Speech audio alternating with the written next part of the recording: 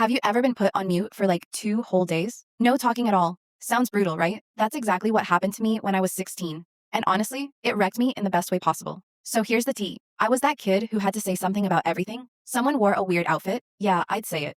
Teacher messes up. I'd call them out loud enough for everyone to hear. My parents kept telling me to chill and think before I spoke. But did I listen? Nope.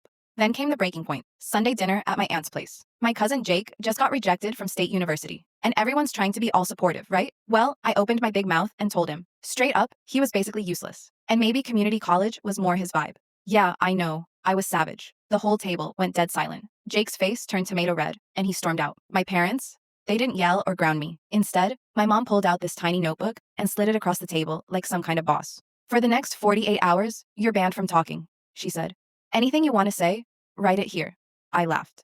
Thought it was a joke. Spoiler? It wasn't. No talking at school, no talking at home. Not even to the dog Max. If I wanted something, I had to write it down. I tried arguing and wrote, "This is stupid." My mom just smiled and said, "Clock's ticking." Monday was straight up torture. I couldn't answer when teachers called on me. Got detention. Group projects? Couldn't even contribute. My friends were side-eyeing me. Tried whispering to Tyler to explain. Big mistake. My mom found out and took my PlayStation for the whole week. By lunch, I was miserable. Some kid spilled chocolate milk on my shoes and blamed me. Normally, I'd clap back hard. But instead, I just sat there furiously writing in the notebook while he laughed it off. I was trapped. That afternoon, Mr. Collins asked me a World War II question in history class. I just stared at him, no way to answer. He thought I was being disrespectful and gave me another detention. I wanted to explain so bad, but all I could do was shake while writing in my notebook. At home, it got worse. My little brother Danny kept pestering me with questions to break me. When I stayed silent, he started lying about me to my parents. Normally, I'd shut him down quick, but now I just ranted in the notebook for pages. Tuesday was even more miserable. The silence was eating me alive. I saw everyone talking and laughing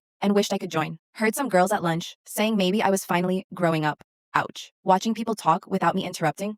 Harder than I thought. My friend Sarah actually finished a story for once without me jumping in. She looked way happier. Even my mom was on the phone with grandma having this long conversation, and I couldn't say a word. I started noticing tons of stuff. How Jake's shoulders dropped when college got mentioned.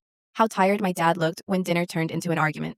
How many times I cut people off mid-sentence. My notebook started filling up with real thoughts instead of complaints. Wednesday night, my parents faced me at the kitchen table. The 48 hours were up. They gave me my notebook back and said I could talk again. For the first time in forever, I had no idea what to say. I flipped through my pages, everything I'd wanted to yell but didn't. Finally, I said, "I'm sorry," to Jake on the phone. He was surprised but accepted it. No big lecture from my parents. They just said I could keep the notebook. That silence, it crushed me. But honestly, it changed me. Sometimes, the worst punishments teach you the realest lessons.